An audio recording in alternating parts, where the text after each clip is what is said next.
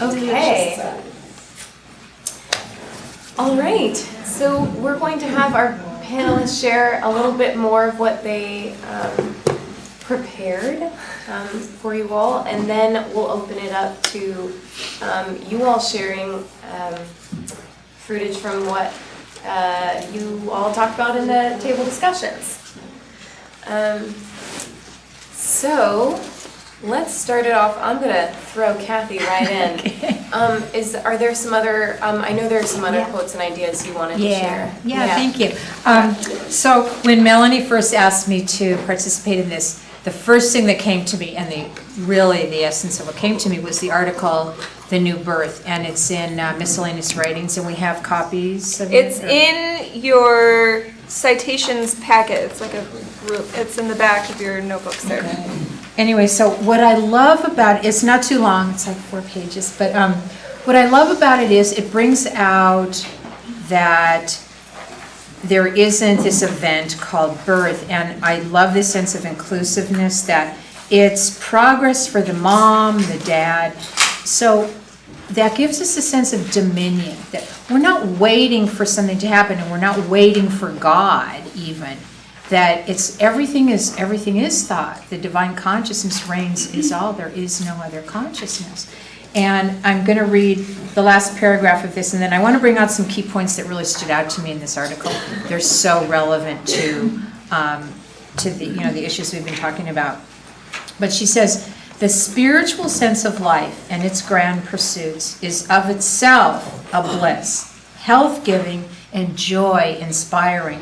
And this is a joyful event, so I think the more we detach ourselves from all, the what ifs and what other people are going through, leave them to God. That's their progress. But there's no reason that each expectant mom can't rise higher and higher and just buck whatever trend or impositions the so-called material world is trying to impose. And she says, "This sense of life illumes our pathway." So in other words, you will be guided to the right scenario to have a birthing center, midwife, OBGYN, whatever seems right for you. It illumes our pathway with the radiance of divine love. And this is divine love unfolding itself. This isn't separate from love. This is divine love itself, imparting itself as you, heals man spontaneously, morally and physically, exhaling the aroma of Jesus' own words. And this is really relevant. "Come unto me, all ye that labor and are heavy laden, and I will give you rest." And think of the Messiah saying that. I mean, here he was, "Come unto me." Really? You've just healed 5,000 and blind and lepers and all. But that was the humility of the Christ. I can do nothing of myself. But the Father that dwells within me, he doeth the works. So that's really key to know, that it's God unfolding himself as you, as the mom. And a couple things that really stood out to me, well, as I had mentioned before, that this is from her statement, "The new birth is not the work of a moment. It begins with moments, but goes on with years." So it's important to remember that God has been creating before the appearance of the human birth. And this individual idea appearing in this realm has existed forever, just like all of us have, in the eternal now. It has already been in God's care for all of eternity. So we don't have to our work is to know that and yield to God, so we don't have to make sure that if we work hard enough that this child, is going to be okay. It's already okay. So we go to God for the answers and to see what he has already done. And the other thing that helps with, we talked about, dealing with pain in childbirth. She says, "Only through the sore travail of mortal mind shall soul as sense be satisfied and man awake as his likeness." But the travail is mortal mind, which it isn't you, it's not any of us, it's not God. And I like to remember, as I mentioned before, that the carnal mind, the mortal sense, suffers within itself, and we don't have to participate. It's always suggesting, hey, do you want to have pain? Do you want to be sick? It's always a choice. We can say no, thank you. I don't care to do that. And it wants to tell us that it can take away our dominion, which is the first thing that God gave us. And why is it the only thing mentioned that he gave us? Well, because it's all we need.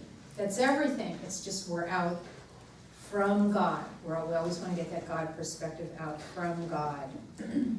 And the other thing that stood out to me is, let's see where, oh yeah, I had seen that. The human birth, it isn't creation itself, but it's actually a laying off of the false sense of creation so we can bear witness to God's work. So this is a yielding, this is saying that it's God, God, God. As they say in real estate, location, location, location, right? That's it. What does it say about God? And if you hear, we were talking about it at our table, so much advice and everything from people. That's okay, but did God say that? That's the question, just like the what ifs. Did God say that? Well, it's right in the books, it's Bible, Science, and Health. So if it's not there, it doesn't come to you directly from God when you're in the closet in your secret place, then you don't need to give it any heed whatsoever.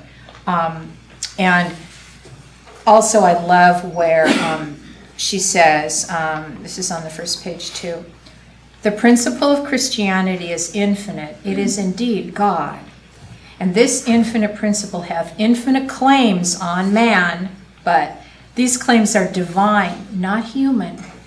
And man's ability to meet them is from God, being his image and likeness. So you don't have to make a decision outside of God. You're just listening. God has sent the angels before you. You'll know what to do. You're listening. That's our job. I love remembering, my 3 key prayers every day, every case, always. The first one, speak, Lord, for thy servant heareth. Like Eli told Samuel when he was hearing, God speak to him. And the second one, Father, make me obey you. And sometimes people don't want to hear that. It's like, well, what if I don't like it? Well, too bad. Because, right, it's going to happen. Okay, I've tried fighting God, doesn't work. So, I'll give you a shortcut. Don't waste your time. Why do you want anything else that isn't God's perfect plan? So make me obey you. That's safety. That's principle. That is everything. That's freedom. It's joy. And the third one is, when the Syrian army was surrounding Elijah, and then his servant was afraid, they were going to overcome them to human sense. And Elijah prayed to God and said, Father, open his eyes that he may see. That's what we're doing. The ultimate spiritual humility is the ultimate dominion. Jesus said, I can't do the works myself. It's the Father that worketh in me. And what a sense of freedom. So God wants us to lean on him. He makes us lean on him. So, we're talking about birth plans. Something doesn't work out. Okay, thank you. Okay, that door is closed because it's not the perfect one. So I'm going to go over here. I'm going to go in my closet and listen. And that's what we're doing. So, and then, let's see, also, what else stood out to me with this? But this is wonderful to work with this new birth. I would recommend it for everyone, actually. And again, you have that, also we provided that for you. I printed out the whole thing. Oh, and last thing, of course, which we know, that our only power is actually in reflection. Even if we want to think we have power outside of God or of ourselves, we never do. To know that you can't be outside of God's plan. And I would say start with God's plan. Okay, Father, I'm listening, to each thing, and we need the practicality of seeing and the tangibility of God working as us. And I love to also remember, I always work with this, that the reflection when you look in the mirror, it isn't looking at the original. the original is looking at the original, and that's the reflection. And God is, you are God, we are God looking at himself. There's that oneness, and I think to get a really higher and clearer sense of oneness is so uplifting and freeing and key. So I like to remember that it's not God and man, and we're kind of working to, to get closer to God. We're looking out from God. And I love in Science and Health where she says, one day man will look out from the stars upon the universe. Well, she says, starting from a higher standpoint, man, rises spontaneously. So she doesn't say, after you do all this work and study, or even take class, or what, no, just, you can do it.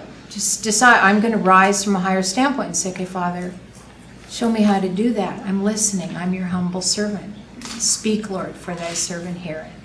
So, anyway, so those are some key things I work with. Those are so wonderful. Sure. Right? I'm like, this is amazing. We should do this every Saturday. Well, I've learned trial and error. Believe me, I've learned. Anyways. Did you have anything else that you thought about? I did, and it's in regarding vaccinations. We do have, we do, well, they don't even really consider it an accommodation in the law, but parents can sign waivers to not have the vaccinations given to their children in the schools. There's also a doctor up in Pismo Beach, Dr. Ham, who will do a medical exemption. If there might be somebody who, maybe a spouse may not be a Christian Scientist and may not be comfortable, with the Christian Science waiver, but there is that as well. But, I was thinking about this years ago. When I was faced with having my children vaccinated or not, I was never vaccinated.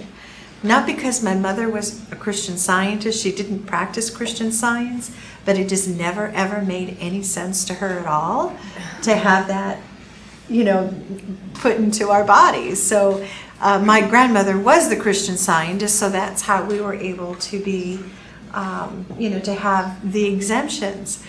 And my husband, he grew up in Christian Science, but his parents were more, they all were vaccinated. And when there were challenges, they kind of did go to the doctor. They didn't totally practice it in the home.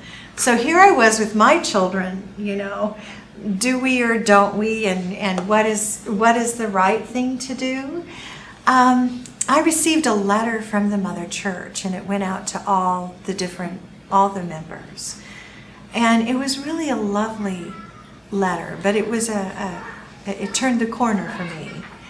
And it said in there about the responsibility of taking these exemptions and of signing the waivers. And that, the exemption comes from every single day working and praying for your children, and including them in those treatments and making sure that you are doing the protective work, because Christian Science is preventative as well as curative. We know that. And that was such a help to me. And it made me think, okay, yes, I know what I have to do now.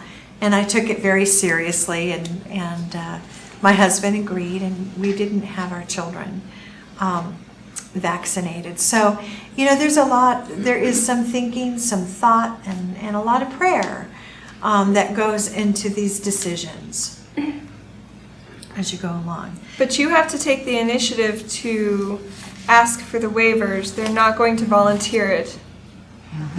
You have to be the one to request them and be willing to listen to their perspective.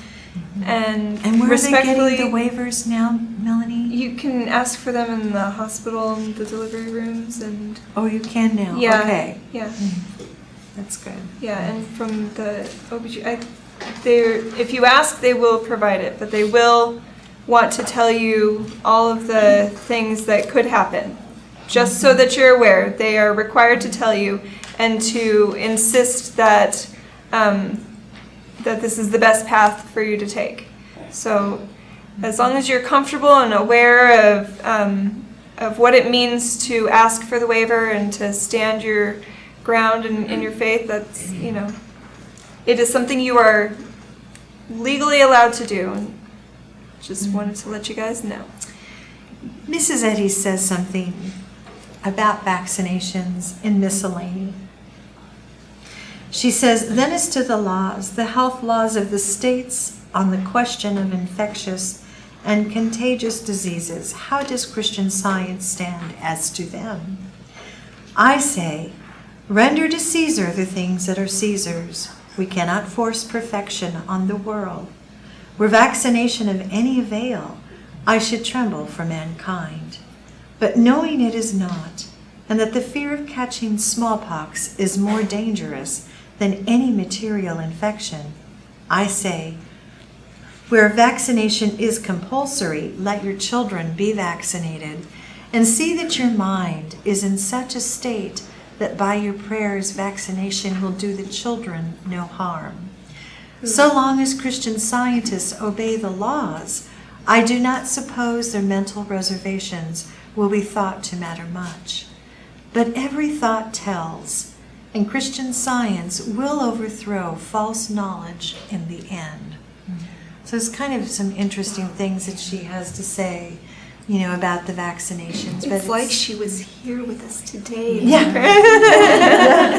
The wisdom. Well, and yes, and 344 as far as like miscellany. rendering unto Caesar what Caesar's, and sometimes we just have to stay in the moment. And I had an experience where just my patience and love and showing a practical sense of diligence paid off. When my older daughter was in kindergarten, there was a measles situation at her school, and so the school knew she didn't have vaccinations, so that the school nurse, who I later became good friends with, told me, well, she has to stay home, until we know that all is clear or whatever. So, and I just thought, okay, well, here's an opportunity to just be loving. I said, I completely understand your viewpoint. And she called every day, does she have anything? I'm like, no, but she's missing the work and her little buddies, And I told her, I'm praying about the situation for the school. So we got through it, and my daughter she's so diligent, she's studious, she was so upset. So we went and we got the little, whatever handouts. That was her biggest, issue. But, so it wasn't a matter of, combating this. And at first, and I said, well, why does she have to stay home? I didn't even know. This just wasn't on my radar. But I think to get through that, we just took the high road. So I think, you never know. It could be an opportunity just to show that we're patient, calm, reasonable, not forcing our, view on anyone. So. And we can rest assured that prayer in these situations does work. When my children were little, all of the children on the block where we lived ended up with chicken pox. And their little friend, Emily, across the street, had chicken pox. And Emily's mother was a doctor. Well, one day I was coming home from the store, and Emily snuck out of the house, ran across the street as fast as her little feet would carry her, threw her arms around my son. I love you, I love you, I love you, I've missed you, where have you been, where have you been?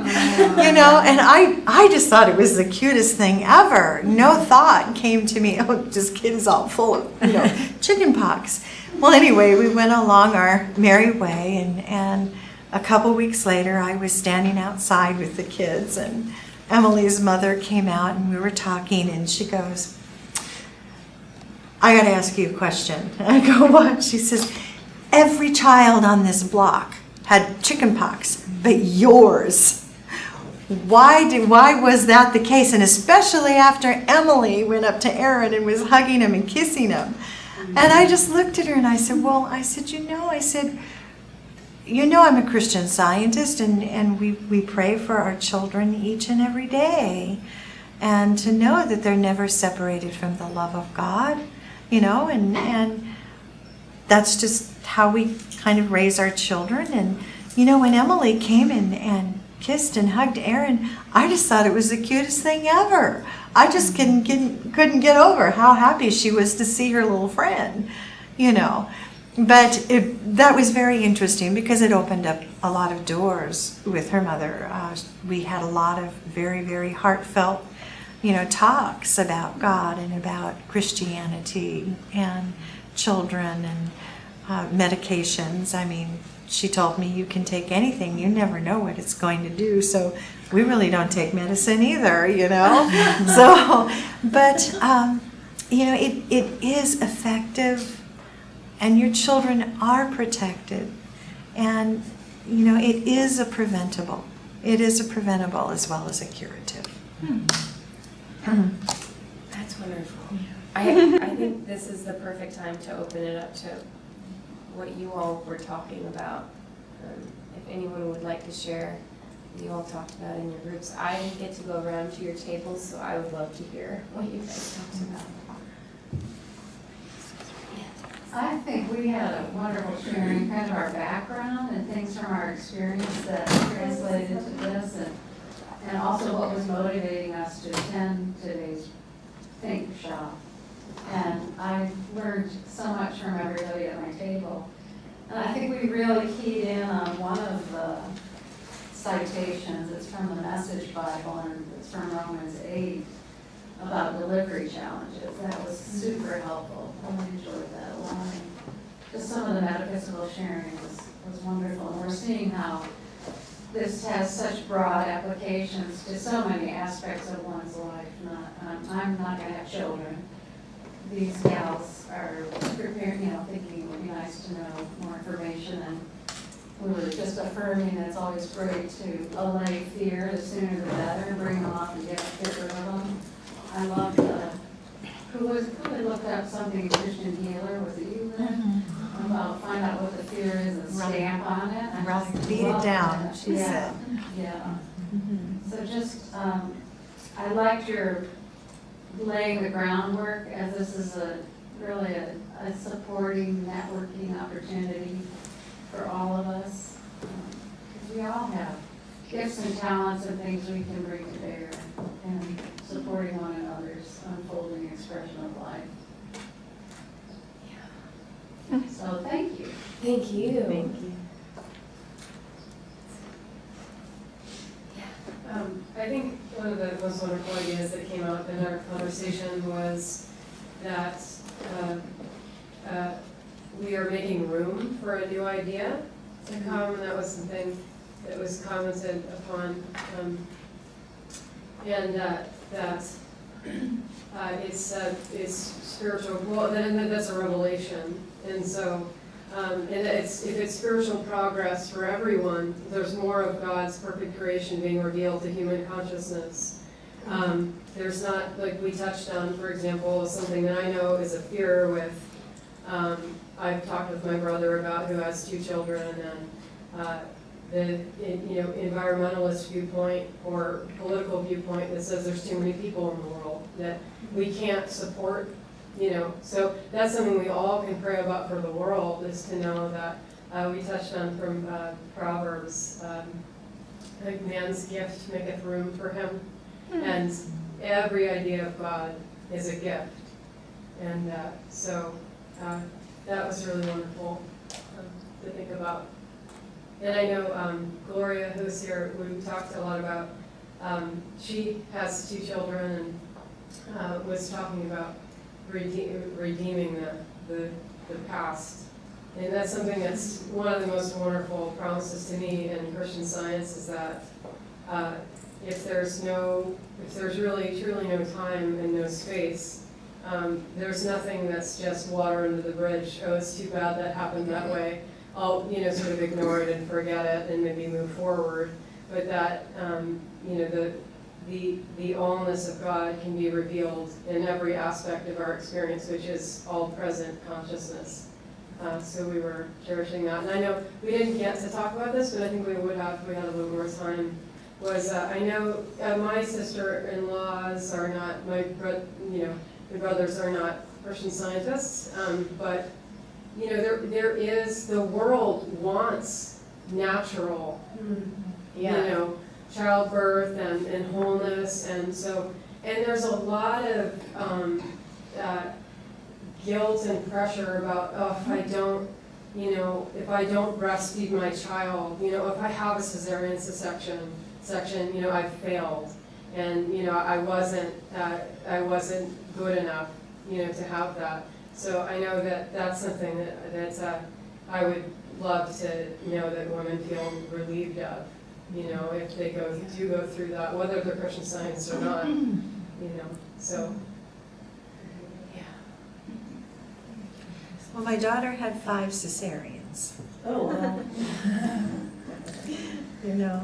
And she never felt that there was a sense of failure, in that regard. She, like I had told one mother, I said, if the baby comes out your ear, who knows that? What matters is the end product. It's God doesn't know really anything about the human body anyway, but the fact that the end result is that you have this beautiful child, and sometimes you just deal with these challenges the very best that you can. And some mothers really, really struggle, but struggle doesn't mean failure, You still have this beautiful end result. So, I think that's something that, moms have to realize, that it doesn't matter. Well, if it's a revelation, certainly we can't do anything but discover, doesn't matter how messy it is. Yeah, exactly. So, it's just step by step, and,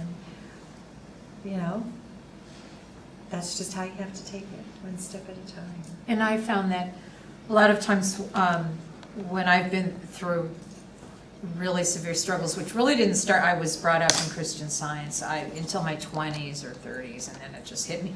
It was to teach me compassion. And I think that's so helpful, because before that I was sort of, well, why do you have a problem? Just solve it, or don't have it. I mean, I didn't mean to be cold, right? But it wasn't on my radar. Everything, I just kind of sorted through. And then I, hit below rock bottom several times, and it taught me, I have such compassion now, because I get it. Oh, they didn't ask for that. I get how that goes. And you're working so hard, to surmount it. But that compassion coupled with a sense of principle and the metaphysical understanding is just, that's everything. Because you don't say stuck in the human condition, but so, she maybe could help other Christian Science moms or whomever. Yeah, whatever. it's pretty impressive. I mean, Yeah, she's pretty organized. You have to be. You've got to be 20 steps ahead of these children. But I was on a case with a Christian Science practitioner. Both her and her husband were practitioners, and she had to have a cesarean.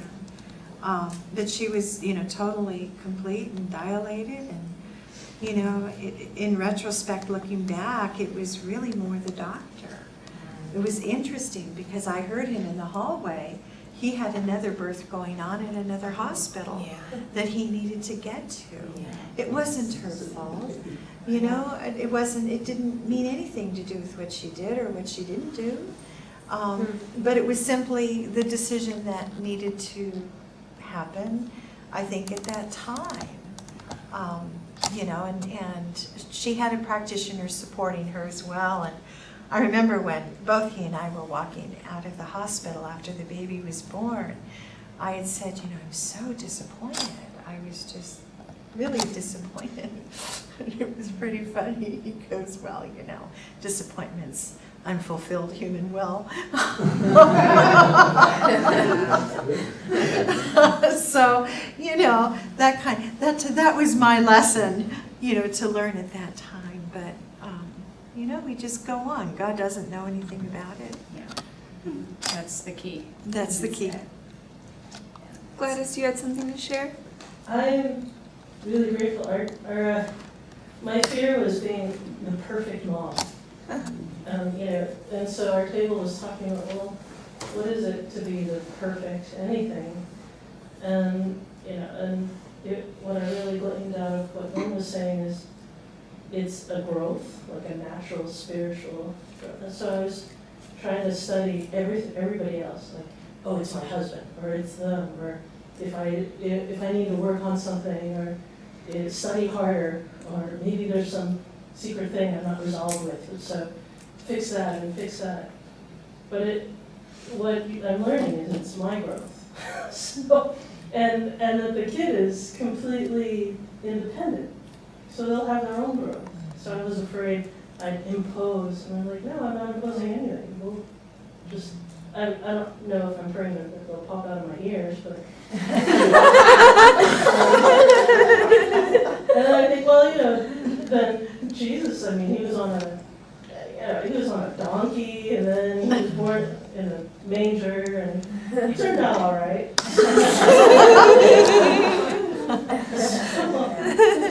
If that's my birth plan, recreate that. Are you omitting the donkeys?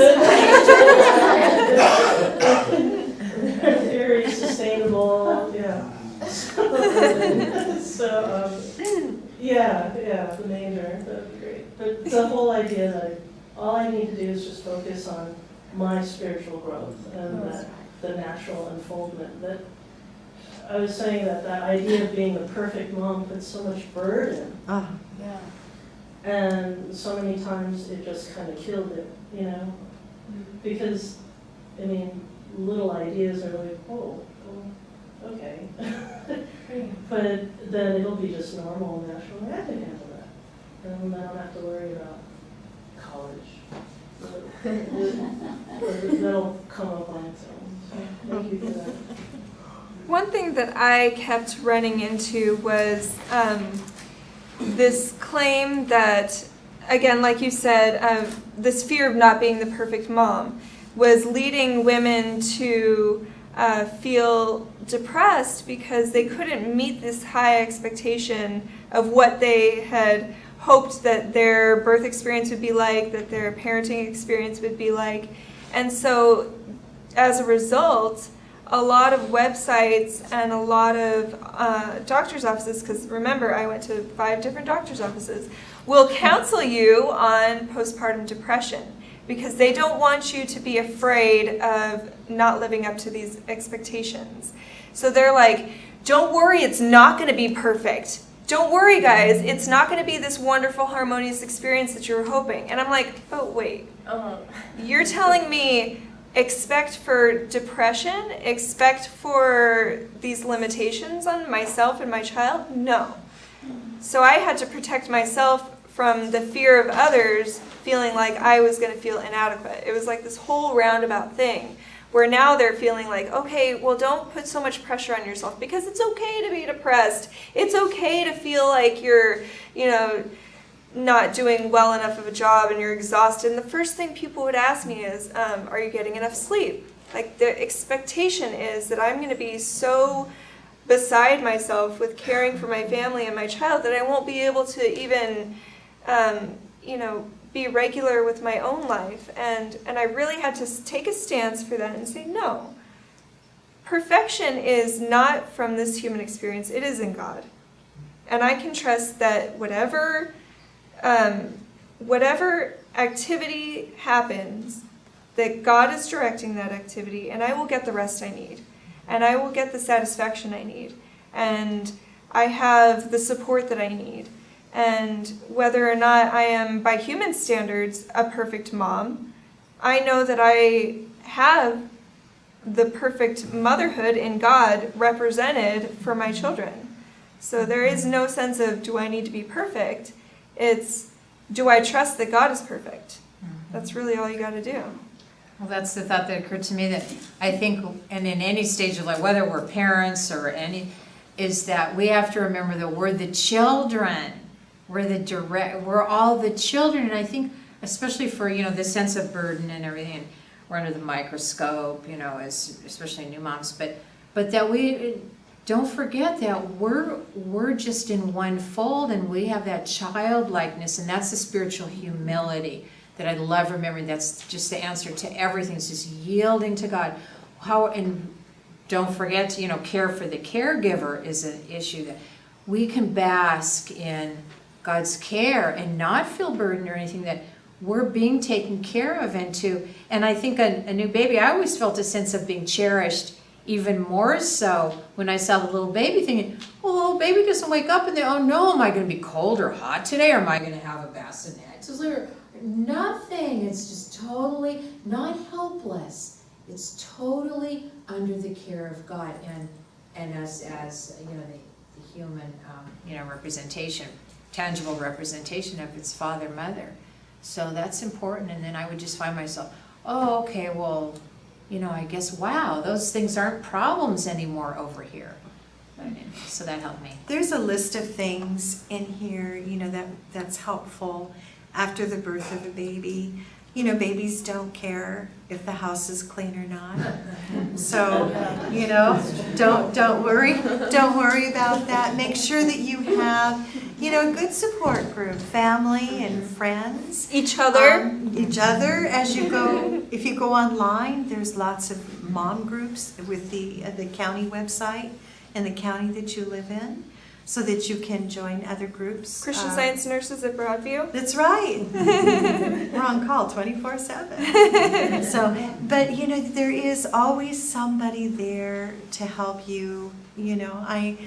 With my first child, it was a very big growing experience for me, and I felt that I had this overwhelming sense of responsibility.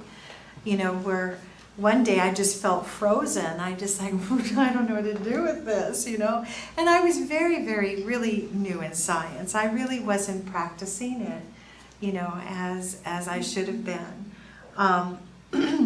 And it didn't help that the child screamed 24/7, And I had a neighbor who lived behind me who took pity on me.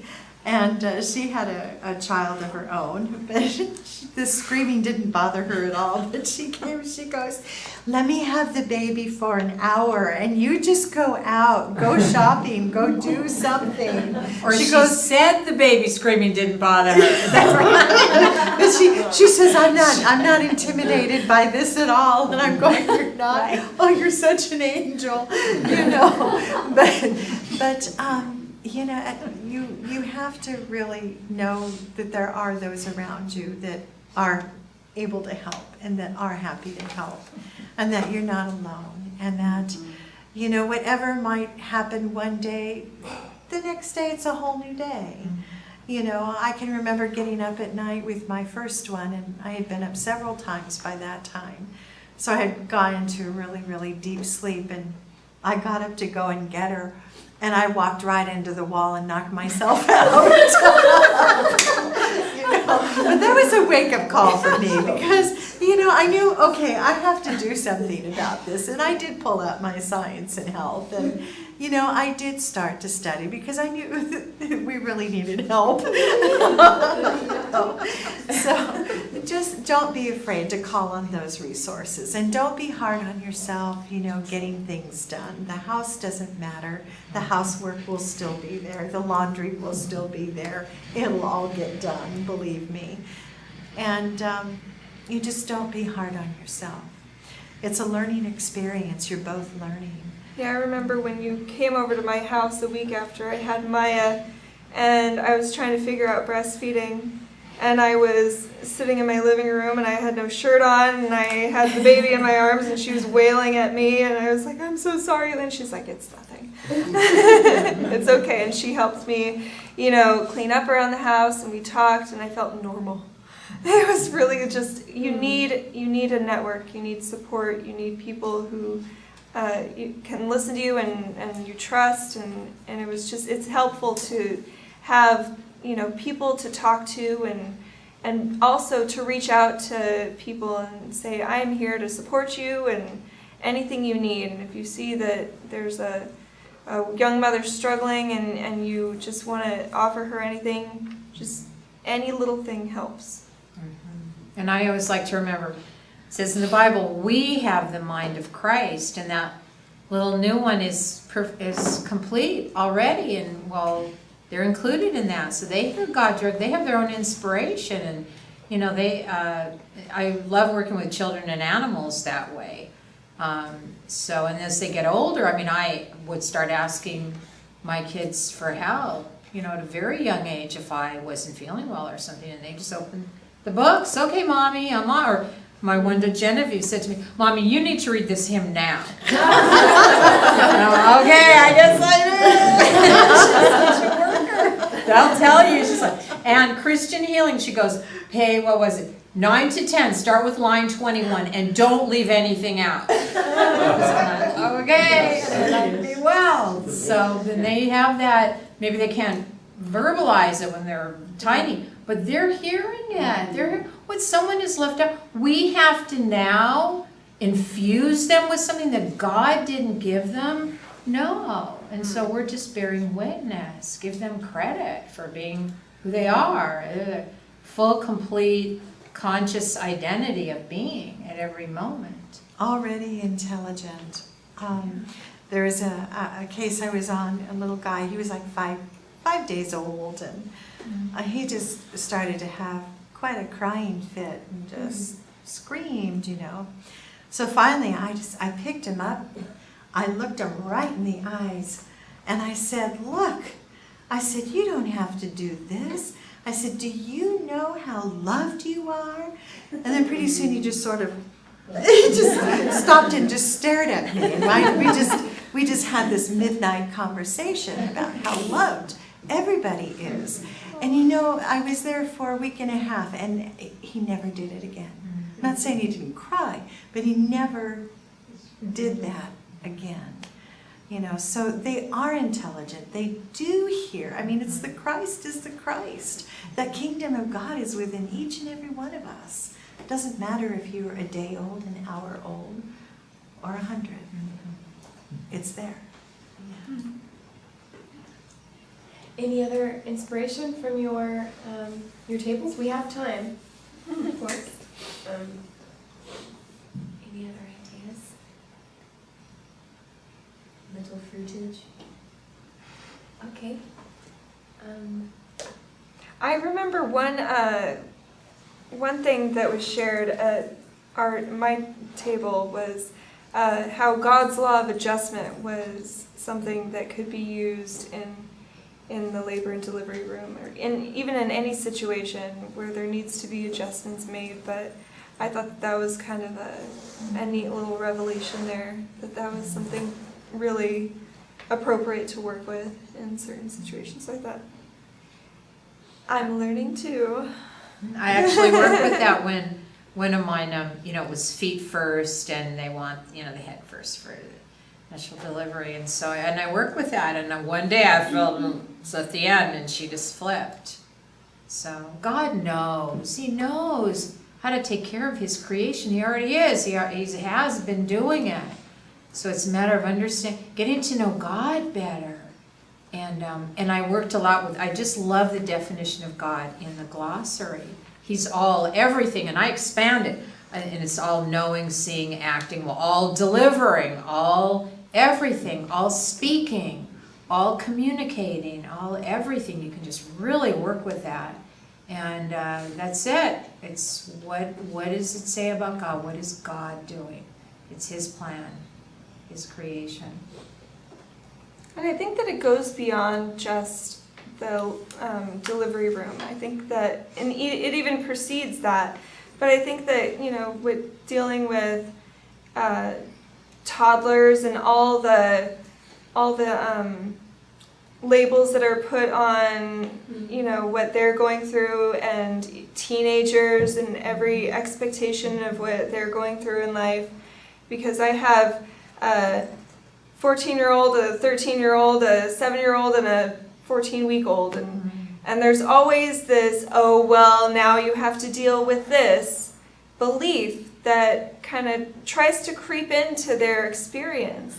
And I think underlying that, you have to trust that these individuals, no matter what stage, are being protected. That we don't have to subscribe to the terrible twos or three-nagers or, this whole... Oh, you haven't? I haven't either. It's like, I know everything now, kind of a mentality, but just being respectful of their own individual experience and just knowing that it doesn't matter what kind of a parent you are and what kind of a upbringing you want to instill in them, that they are really getting everything that they need from God, ultimately, just like you are. And then also that they can teach you so much, things you didn't even realize that you needed to be taught. It's handling ageism. Yes, Exactly. We have to handle ageism, at any point. And, we can't just put people in boxes. Well, you're at this point in your experience and that point in your experience. And what does she say about each successive stage of experience unfolds new views? I think of Divine goodness and divine love. goodness and love. That's Mhm. right. Yeah. So it's always unfolding new views. I mean, I loved my children when they were babies. I never thought, In fact, I thought, gee, when they get to teenagers, I don't like this too much. But I loved it. I loved each stage, Yes. each successive stage of experience, Yes. because you just learn more and more, and you see more about these individuals and what they're doing. And I kept having to tell her, My sister-in-law, she kept having babies because she liked having babies. And once they kind of grew up a little bit, she wanted another baby because she was really just interested in the babies. And I kept having to tell her, you're not just having babies, they're going to grow up and they're still going to need you. It doesn't matter how old they are, you're still their parent. And my husband would joke around that he wished he could keep the babies as little bonsai babies. I wish they could always be small. They're so cute when they're small. And they get older and they start talking back to you. And I said, I really did enjoy Sawyer when he was small. He had the cutest little baby voice. But I enjoy him now as well. He's a great big brother. He's so sweet and dear, and he's intelligent and kind-hearted. And I enjoy Maya now. She's so excited and exuberant, and she dances all the time, and she's really goofy. And I feel like if I had kept her small, then I wouldn't be able to enjoy this stage of her life and everything she has to share with me now. And it's like that. And I know that in 20 years from now, when they're all grown up, that I'll enjoy them at that time too. That we have to realize that our parenting never stops. And we're always going to be vital and necessary. And even if we are not parents, even if we are just aunts and uncles or Sunday school teachers, it doesn't matter, because we are all in this together. We are all being influential to these children's lives. And, I like to think of all of my mentors as mother figures in my life. And I know that we can all act as the same thing, that... No, I loved it when they started talking back, actually. I did. Really? Oh, yeah, that's their opinion. Or my older daughter, well, both of them have incredible memories, to human sense. And Melissa, my older, she would correct me. No, Mommy, this is what happened, or this is what this person said. And I'd go, she's right, because she proved me wrong every time. I loved that. Oh, really? My dad was always like, you should have been a lawyer. Yeah, see, that's what I wanted, yeah. Uh-huh. Anyway, but I think it's great. They're showing they have individuality, and they can be so different and enhance your life. Tell me, I want to hear something new. What's your viewpoint? Well, Because to think of retarding their growth is actually saying that's true about us. And you're trying to defy the law of God why would you try to do that? It's a complete waste of time. So anyway. Well, that comes to the point of, discipline. The word, disciple, discipline comes from the word disciple, and you're teaching. You don't want to snuff out these little individualities, but you do need to shepherd them. Children need to be shepherded. And there's, a lot of different thoughts about discipline. Do you discipline? Do you not discipline? Some people still think that a good old-fashioned smack on the rear end, might be a helpful thing. And maybe that might be sometimes. My teacher, when I would call her and I talk to her about discipline with my children, and I'd say, well, I just think I might just have to smack them on the rear end. And she says, well, if that's the only thing mortal mind's going to listen to right now, then I guess you're just going to have to do that. But the thing is to find the way, the positive way that's going to, it's just like when you're teaching, you're pulling out of somebody what it is they already know. And that's, these children already know what's good and they already know what's true. I had a situation with my little granddaughter when she was 3. We were at a restaurant and she was really acting out. And I said, Gracie, I said, we need to go have a talk. And she's quite precocious. And she put her little hands on her hips and she said, yes, Grandma, let's go talk. So we proceeded out to the patio at the restaurant, and I picked her up and I said, Gracie, I said, you're such a good girl. What are you doing? She looks at me and she takes her little hands and she puts them on my face and she goes, but I want to be bad. Oh, and it was really hard not to laugh. I wanted to laugh. But I knew she's very smart and very intelligent. I said, Gracie, I said, you don't want to be bad. That's not your thought. I said, you're a very good girl. And so we talked about God a little bit, at that time. At that time, her parents were taking her to a church. It was just a non-denominational Christian church. And so I said, Gracie, God loves you very much. She goes, well, I don't know about God, Grammy, but I can tell you about Jesus Christ.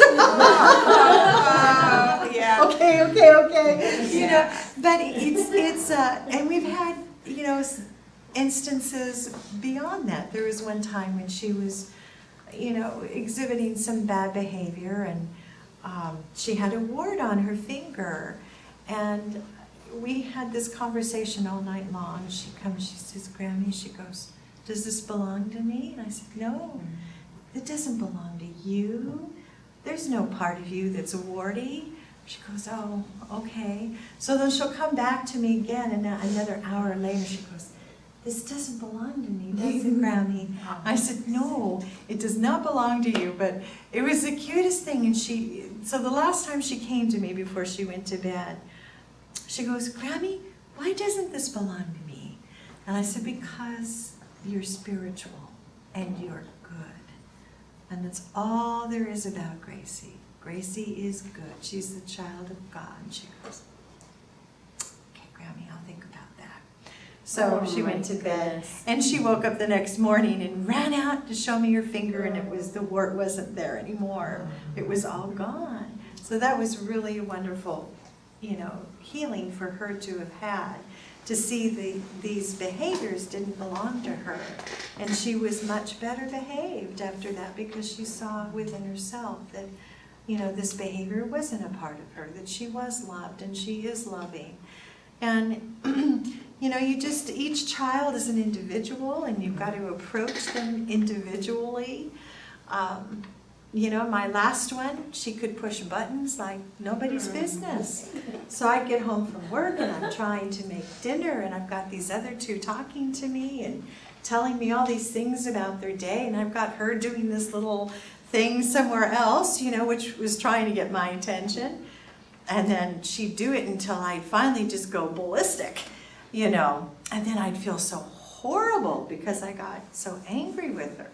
And then I decided one day I wasn't going to do that anymore. I just wasn't. And she wasn't going to make me do that anymore. And so she tried it again, and I wouldn't raise my voice. I wouldn't raise my voice. And the more she'd do it, and the quieter I get. You know, Mrs. Eddy talks about, you know, the voice of error, but pretty soon it's, you know, it has an inarticulate voice. It means that there's no more voice left there at all. You know, and finally that just completely changed that behavior because she wasn't going to get the response out of me that, you know, she had gotten for so long. But you really have to pray, and you've got to find a way, and you just can't let them get away with things that aren't right. They need to be acted upon, you know, and corrected. And Mrs. Eddy gives us several examples of that, and particularly in Christian Healer with Warren Choate. When he was throwing the temper tantrum, and finally he stopped and he had the healing, and she told the mother, you know, you always threaten him, you know, that you're going to do this, and you never follow through. And that following through with, you know, with your action, with acting on something is really, really important. So I remember, because I raised two children who were not my own, and dealing with all the issues of being a step-parent was kind of an interesting experience. And in terms of disciplining them, there's a whole other world of challenges because it's always, well, you're not my mother, kind of a approach that they want to take. And I remember I was going through my Christian Science nurses training, and I was reading a book called Jesus CEO. And one of the chapters was about how Jesus was a yes man. He never said no. He always said yes. He would go from healing the multitudes, you know, feeding the multitudes, to you know, one thing after another. Even when Lazarus died, he was on his way to see him, and he was just bombarded with people saying, heal me, and he never said, no, I don't have time for you. I'm not going to do that. That's not what's important. I need to figure out my stuff right now. He always said yes. He always took the time to say, yeah, I'll help you. And so I thought, you know, I'm going to put that into practice, not just in my nursing ministry, but as a parent.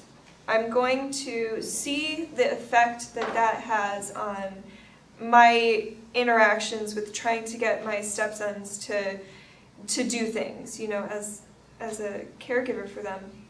And so I did it, and it worked so amazingly, you know. It really opened my eyes to how I didn't need to be forceful or demanding, but that when they had simple requests of me, if I said yes, if I turned around and had simple requests of them, they said yes.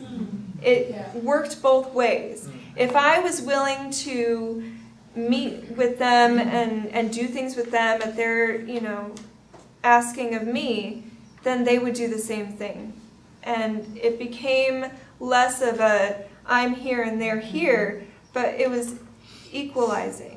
And I was able to really relate to them on that level. So even though I was studying to be a better Christian Science nurse, it really healed my relationship with these children as their stepmom, and created a deeper experience with us to be able to be more effective as a parent. And it was an invaluable experience for me. I see it as divine love's inspiration to you. And I see more as you were just yielding to the fact that there's one mind. And they had to, I mean, God was governing the whole time, but it was that sense of harmony that it was all seen. And it has to come to light for everyone, because the whole time God was speaking to all. So it was just clearing the fog rising above it. So, yeah. And there's no harm that can come from stopping and seeing what the need is and trying to meet that need and being humble enough to say, okay, I'm not going to put you off or say that your request is unimportant or, belittle you or anything, because they're coming to you for a reason. They trust you. They want to, interact, even if it seems silly. If they're trying to interact with you and respect that interaction. They're showing an interest in what you're doing. Show an interest back. And I really learned from that. And that's kind of become the standpoint of all of my, how I deal with discipline in my kids. And I think to give them credit for having such original inspiration, like I went through one period of time where I was extremely depressed and I was in a difficult relationship anyway. But my older daughter, and I was just really struggling. I would struggle to just get through the day and dinner, and But I was in the kitchen feeling so down, and she just came bouncing in. Yeah. And she said, and I just dreaded every day, and she just came bouncing in and she just said, I can't wait till tomorrow. And the way she said it this way, and I thought, oh my God, that is so God, that is an angel message. And I just fell to the floor and I just started sobbing. And I go, sweetie, it's not you. Thank you, help me. She had no idea. What, Mommy? I don't know. We just had the field trip. I can't wait. This is going to be so great tomorrow. And I thought, it is. Why am I? Yeah, it is. This is her, this is life. That's my life. That's her experience as God's angel message. And it was such a turning point. So for us just to, I have to get through dinner. What did you say? I always love, I expected, and got so much from them, but oh my gosh, it was so precious, and she didn't even know. I think I told her, I'm going to make a point telling her that. So anyway, but they give. It's not us, I didn't see it as us being drained and oh my gosh, and I don't know. Sometimes, we can just drink it in. So anyway. And I really think that it's important to cherish each experience as it is, and just know that there's no, what was it that you texted me yesterday? We were talking about postpartum depression. Can you look at it? Sure. It was so sweet what you had shared. And I love the one about, and Jesus said, I shared it at our table, that Jesus said, my sheep hear my voice, and I know them, and they follow me. So that's knowing the Christ speaking to all. I love that. He didn't say, well, maybe, but they follow him. They have to. There's no choice. Let's see, which one was it? Oh yeah. Man cannot create anything because we reflect only. Therefore, the new little one appearing can't create a situation that could displace the mom from divine love's constant perfect care. It's God's unfolding, not man's. Was that it? Yeah. So it's got start with God, take it back to God. That's it. So. But you can't be put into a situation that you're unprepared for, or that would, take away your joy. Yeah. And sometimes it's kind of funny when you ask them what they think the discipline should be. They'll always be tougher on themselves. I remember no dinner for a week, and you're like, well, okay. That's... So, again, if anyone has anything to share, we'd love to hear it. Otherwise, we can do closing arguments or comments. And yes. Well, it's been sprinkled throughout in your presentation and the sharing at our table, just the wonderful buoyancy of joy and humor. That this is part of life and is to be embraced and shared. I just know my parents raised us 5 kids with a lot of humor, and if I could take just a few more, there's one that I just thought was so hilarious. You have a dad joke? I have a dad joke. We're sitting around the dining room table, and I was acting out, and I don't remember what it was, probably because I didn't want the chipped beef or something, because I would throw up. And so my dad was saying, well, if you're gonna act out, you can go to the kitchen with the animals. And I kept acting out. I said, all right, you just need to go to your room, time out. So I go to my room, and we had built in everything except one single chair, and I took that chair and I slammed it against the wall.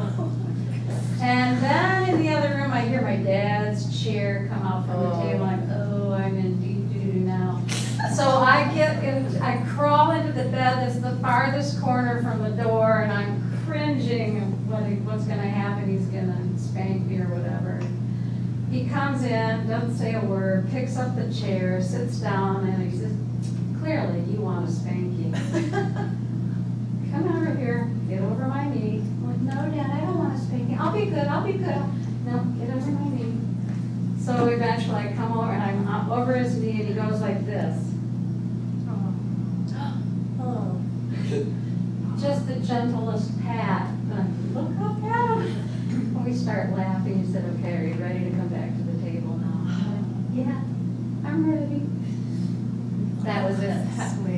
Just precious. What a surprise. Yeah. That was so unexpected for Oh, you. I was sure I was gonna get Yeah. yelled on. But that, I mean, now that I look back, I can't remember really ever being spanked. It was Yeah. always helping reason with us and understand, and like you've been sharing and people have been sharing about our true identity as God's children, and this is who you are. So why are you feeling the need to act differently?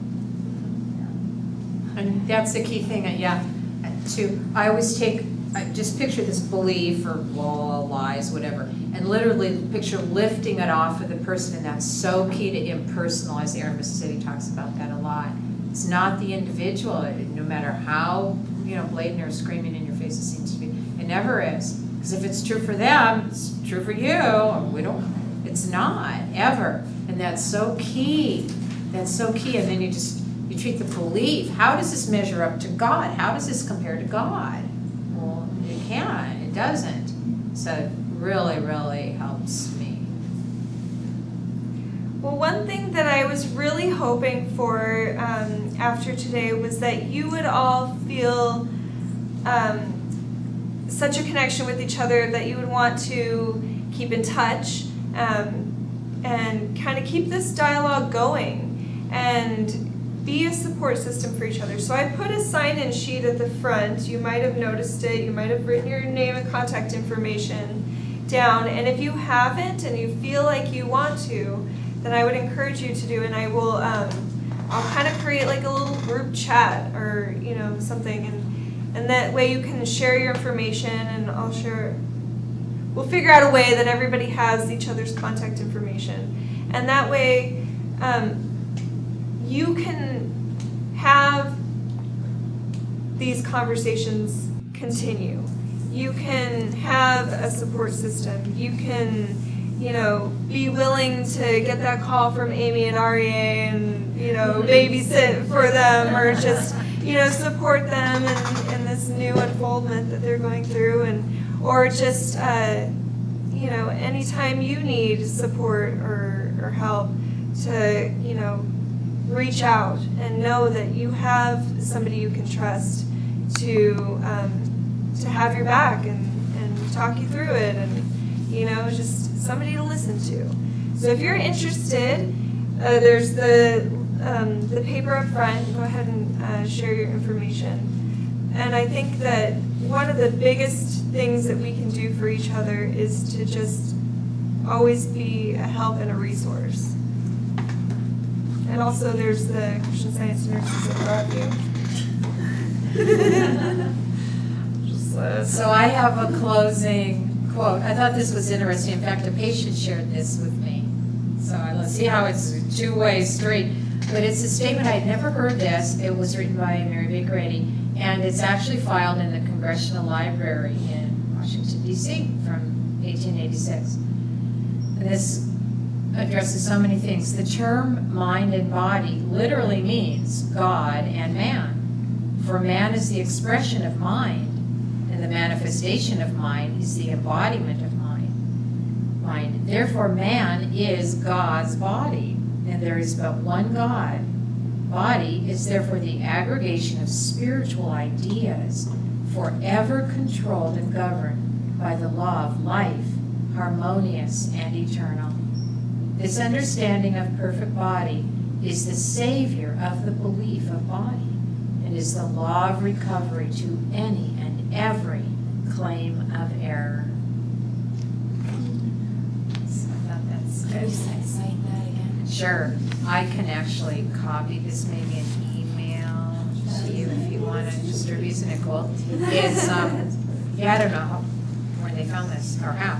It's just says a statement by Mary Bay Grady, the Congressional Library in Washington, D.C. Okay. Yeah, and I've only seen it but I can email it to you. So I'm sure Okay, it's great. authenticated because I know the person she got it from. So Yeah. anyway, isn't that cool? I like that. Well, yep. Well, thank you both so much. This is also one of my first full workshops that I was able to like sit in on. We're glad. A lot of you, we really know how to bring in the right people. This is great. And thank you all for coming in and sharing with each other. I was just saying thank you. Oh, you're welcome. What I am also walking away, I took a lot of notes because I saw many of you doing mentally and physically, but I just feel even more reminded of what a child of God that I am. And that's just so, it just, in a way, whenever I care for children, I just am flashing back on that and just being like, oh man, we're in it together. We're all learning, and it goes back to the spiritual growth, and I'm so grateful to walk away with that we're all also still children of God too. And I'm always so grateful to know, a lot of times I remember this on cases when I feel a sense that there's not enough progress, if there's a personal sense. Excuse me, what is Christian Science? Just working for knowing it's the law of God. This is the explanation of reality. This is what we're doing. It's not a choice. It's not like, oh, well, there's 1 through 10 and I could do this and light candles and go to yoga.